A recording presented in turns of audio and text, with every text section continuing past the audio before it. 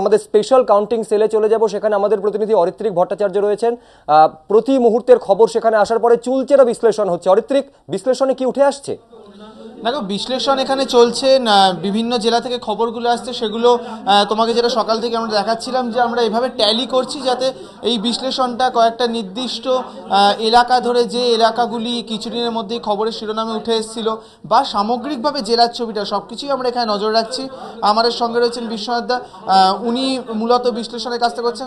বিশ্বনাথ দা, আপনার থেকে যেটা জানতে চাইবো, এখনো পর্যন্ত যে সামগ্রিক ছবিটা, তাতে জেলাভিত্তিক কোন দিকে হাওয়াটা, কোন জেলায় কোন দিকে হাওয়া, সেটা একটু যদি বলেন। দেখো, দক্ষিণ দিনাজপুরে 65টি গ্রাম পঞ্চায়েত রয়েছে, সেখানে তৃণমূল কংগ্রেস 2টি গ্রাম পঞ্চায়েত কিন্তু ইতিমধ্যেই জয়লাভ করেছে, একটিতে হাং হয়েছে।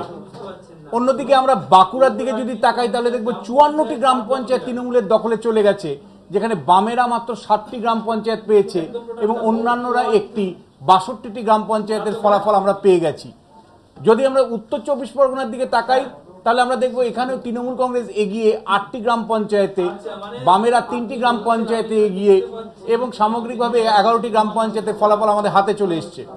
বর্ধমানের দিকে যদি তাকাই, তুমি দেখো তৃণমূলের ঝড় চলছে বর্ধমানে। 76টি গ্রাম পঞ্চায়েতে বর্ধমানে তৃণমূল এগিয়ে। লেফটরা বামেরা 9টি গ্রাম পঞ্চায়েতে, কংগ্রেস 1টি গ্রাম পঞ্চায়েতে, অন্যান্যরা 1টি গ্রাম পঞ্চায়েতে, 87টি গ্রাম পঞ্চায়েতের ফলাফল আমাদের হাতে চলে এসছে।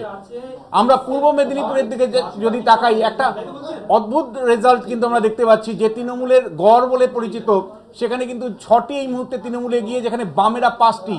ফলে লড়াইটা তুল্যমূল্য চলছে এই মুহূর্তে, আদার্স 1টি।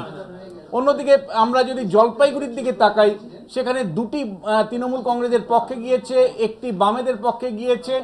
অন্যদিকে এরপরে যদি আমরা দেখি মালদার দিকে তাকাই, মালদাতে কিছুক্ষণ আগে পর্যন্ত কিন্তু ত্রিমুখী লড়াই আমরা দেখতে পাচ্ছিলাম, তৃণমূল কংগ্রেস, বাম এবং কংগ্রেসের মধ্যে।